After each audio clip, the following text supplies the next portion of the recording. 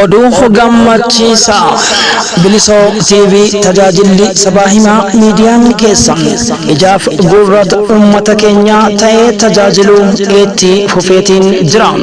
Bu'aa bahiiwwan hedduu dandamatee miidiyaan keessan sagalee uummataa dambalii qilleensa Oromiyaa badda gammoojjii badda daree alaa fi keessa haala oolmaa Oromoof Oromiyaa kutaawwan garaagaraa odeessa ragaa fi raan qindeeffateen balballoomii oolmaa injifannoo waraana bilisummaa Oromoo akkasumas ilmaan Oromoof qe'een Oromiyaa maalirratti oolteef dambaliiwwan qophii adda addaatiin isin dabaluuf qilleensa irratti argama. Toora YouTube chaanaalii Bilisoo TV YouTube chaanaalii keenya subscribe share akkasumas like fi comment gochuun waan ifiiti guddisuu hin dagatina. Kana malees dhiyootti qophii addaatiin gadi bahuutiif jira. Qophii sona artii Oromootiif gumaata artii Oromiyaa akkasumas qophii qaree fi qareeyyiidha. Qophiiwwan ijoo dubbii dhimma qophii addaatiif gaaddisa marii hayyootaa isiniif qopheessuudhaaf jira. Marree isin yeroo kana wanti nu cinaa dhaabbattaniin yoo jiraate Bilisoo TV'n keenya keessani kiyya keeti kan sabaati sagalee uummata keenyaati. Ogeeyyii fi rogeeyyii akkasumas galaalchitootaaf gaazexeessota ammayyaaf ogeeyyii teeknikaatiin kan dabalame Bilisoo TV'n sagantaa isaa guyyaarraa fooyyessaa qophii yaadaa uummataaf dhageeffattootaatiis fudhachaa fuulduratti amma biiftuu bilisummaatti imala. Bilisoo TV. Beeksifni isaa maxxanfamee turetti kana booda hojiin jalqaba. Hojiin isaa jalqaba irratti tokko oduulee oolmaa Oromiyaa akkasuma injifannoolee oboo dabalatee seenaalee Oromoo ifa baasuu irratti carraaqqii guddaa carraaqaa jira, hojjechaa jira. Kanatti aansee ararraa haanee uummanni Oromoo dhaamsii nan qabuuf walumaa galatti miidiyaa kana cinaa dhaabbatee share godhuudhaan like godhuudhaan gargaaree guddisuu akka qabuun uummata Oromootiif dhaamsa qabaa. Bilisoo TV'n sagalee uummata Oromootiif kan qophaa'ee as bahedha. Kanaafuu waan bira dhaabbachuu qabna yaadan deeggarsaan hundaanuu bira dhaabbannee akka jajjabeessinu. Didirisee dhufa labsee abbaan biyyaa kee abbaa saarra marsee. Didirisee dhufa labsee abbaan biyyaa kee abbaa saarra marsee. Falmataa koo dhufan tolaare. Keenaa bootu qabnaa naare. Anan garree if barsiisuure. Anan barree if barsiisuure. Didirisee dhufa labsee abbaan biyyaa kee abbaa saarra marsee. Didirisee dhufa labsee abbaan biyyaa kee abbaa saarra marsee. Ani qophii Bilisoo TV irratti hirmaachuu kootiif dhugaa rabbii dubbachuuf taana hedduu gammadeera. Qophii Bilisoo TV irratti hirmaachuu kootiif immoo gammachuu guddaan natti dhaga'ama. Kun qophii sagantaa Bilisoo TV. Qophiin sagantaa Bilisoo TV yeroo isaa eeggate kan isinii darbu. Qophii Bilisoo TV sana akka waa hedduu irraa eegaa jirra. Rakkoo uummata keenyaa kan biyya keessaa fi kan biyya alaa kan nu gabaasu eegaa hedduu takkatti gammanne hedduu takka nu gammachiise eegaa tanamaan jedha. Oduu gammachiisaa Bilisoo TV tajaajilli sabaa himaa miidiyaan keessan ijaaf gurrata uummata keenyaa ta'ee tajaajiluu itti fufeetiin jira. Bu'aa bahiiwwan hedduu dandamatee miidiyaan keessan sagalee uummataa dambalii qilleensa Oromiyaa badda gammoojjii badda daree alaa fi keessa haala oolmaa Oromoof Oromiyaa kutaawwan garaagaraa odeessa ragaa fi raan qindeeffateen balballoomii oolmaa injifannoo waraana bilisummaa Oromoo akkasumas ilmaan Oromoof qe'een Oromiyaa maalirratti oolteef dambaliiwwan qophii adda addaatiin isin dabaluuf qilleensa irratti argama.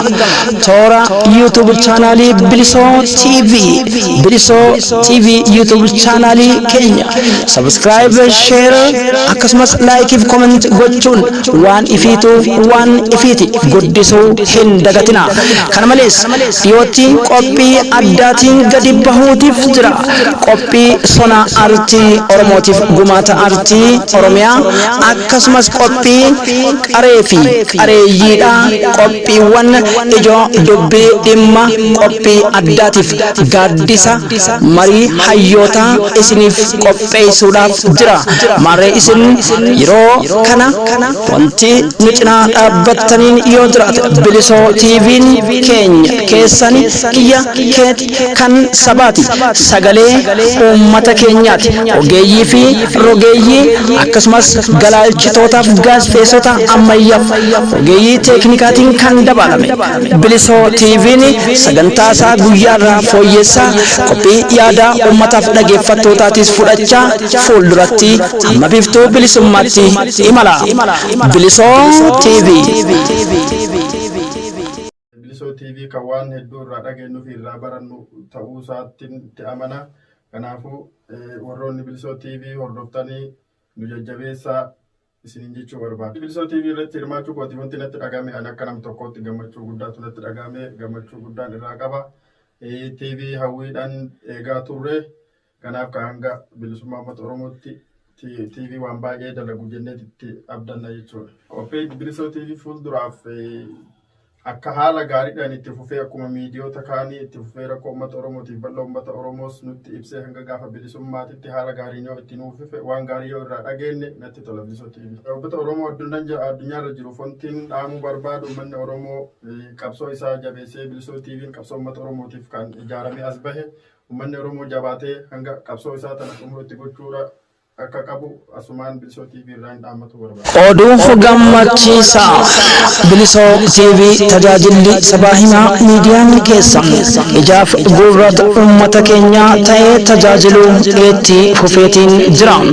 Bu'aa bahiiwwan hedduu dandamatee miidiyaan keessan sagalee uummataa dambalii qilleensa Oromiyaa badda gammoojjii badda daree alaa fi keessa haala oolmaa Oromoof Oromiyaa kutaawwan garaagaraa odeessa ragaa fi raan qindeeffateen balballoomii oolmaa injifannoo waraana bilisummaa Oromoo akkasumas ilmaan Oromoof qe'een Oromiyaa maalirratti oolteef dambaliiwwan qophii adda addaatiin isin dabaluuf qilleensa irratti argama. Toora YouTube chaanaalii Bilisoo TV YouTube chaanaalii keenya subscribe share akkasumas like fi comment gochuun waan ifiituuf waan ifiiti guddisuu hin dagatina. Kana malees dhiyootti qophii addaatiin gadi bahuutiif jira. Qophii sona artii Oromootiif gumaata artii Oromiyaa akkasumas qophii qaree fi qareeyyiidha. Qophiiwwan ijoo dubbii dhimma qophii addaatiif gaaddisa marii hayyootaa isiniif qopheessuudhaaf jira. Maarree isin yeroo kana wanti nu cinaa dhaabbattaniin yoo jiraate Bilisoo TV'n keenya keessani kiyya keeti kan sabaati. Sagalee uummata keenyaati. Ogeeyyii fi rogeeyyii akkasumas galaalchitootaaf gaazexeessota ammayyaaf ogeeyyii teeknikaatiin kan dabalame Bilisoo TV'n sagantaa isaa guyyaarraa fooyyessaa qophii yaada uummataaf dhaggeeffattootaatis fudhachaa fuulduratti amma biiftuu bilisummaatti imala. Bilisoo TV. Bilisoo TVdha hedduu nama gammachiisaa hedduu nama hammachiisaa uummata Oromoo golee marake hammatee deemudha. Qophii Bilisoo TV himuudhaaf maaliif inni nu ifimaa uummanni Oromoo marti arka waan ta'eef ammoo asirra dhiyaachuudhaaf hedduu na gammachiisaa hedduu natti tolaa. Bilisoo TV'n fuulduraaf inni miidiyaa guddaa uummata Oromoo ni taha jeetii yaada hawwii kiyya guddaan yoo ta'ellee fedhiin tiyya kanaa jechuudha.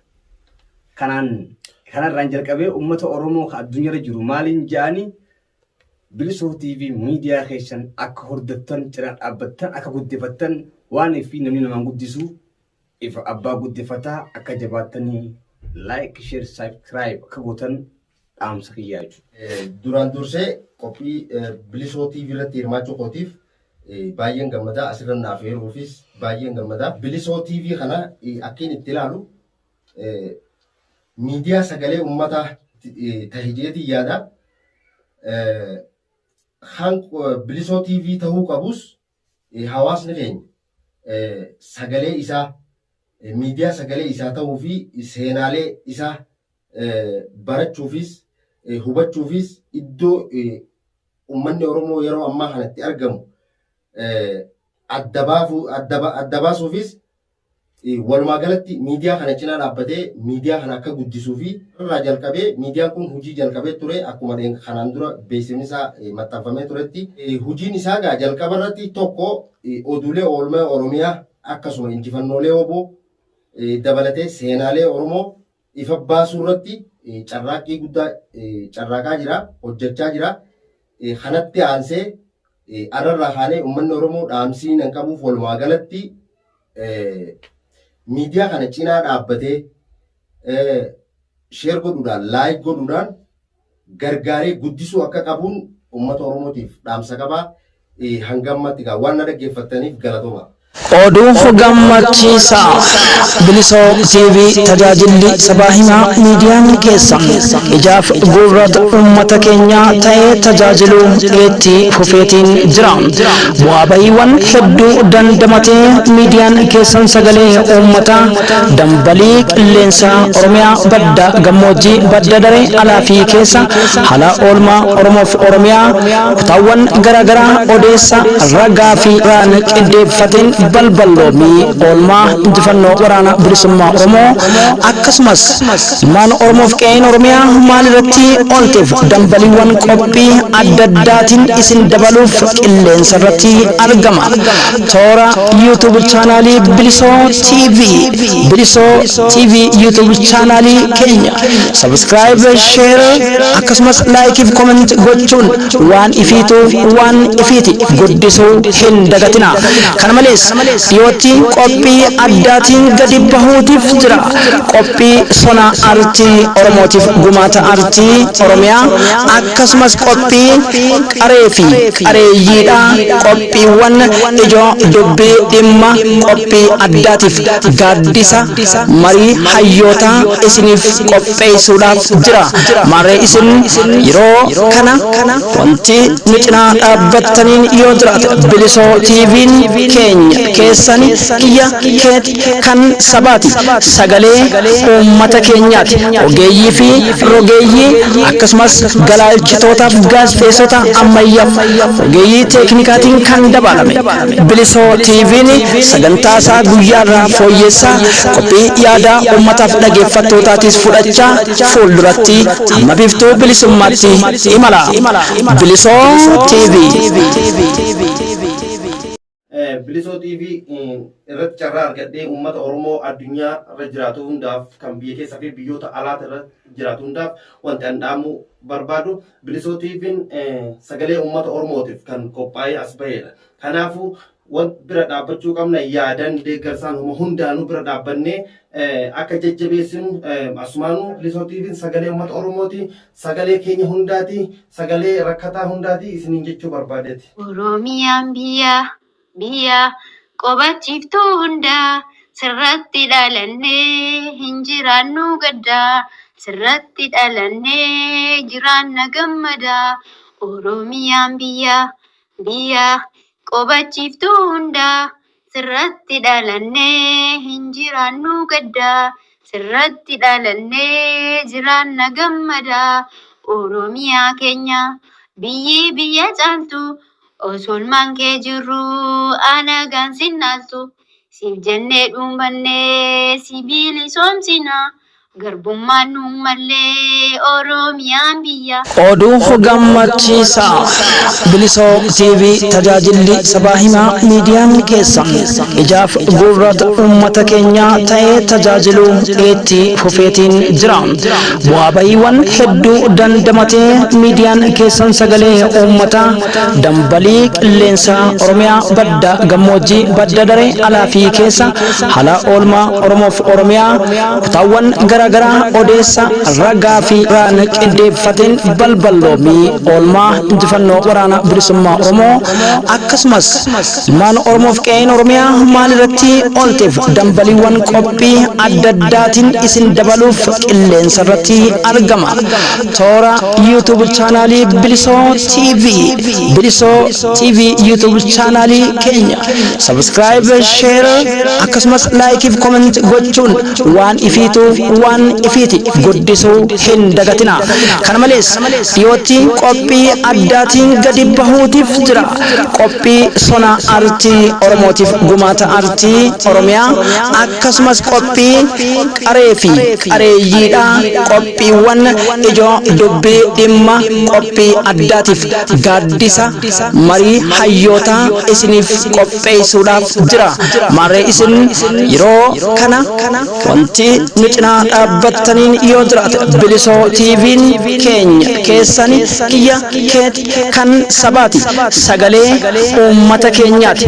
Ogeeyyii fi rogeeyyii akkasumas galaalchitootaaf gaazexeessota ammayyaaf ogeeyyii teeknikaatiin kan dabalame Bilisoo TV'n sagantaa isaa guyyaarraa fooyyessaa qophii yaada uummataaf dhageeffattootaatiis fudhachaa fuulduratti amma biiftuu bilisummaatti imala. Bilisoo TV.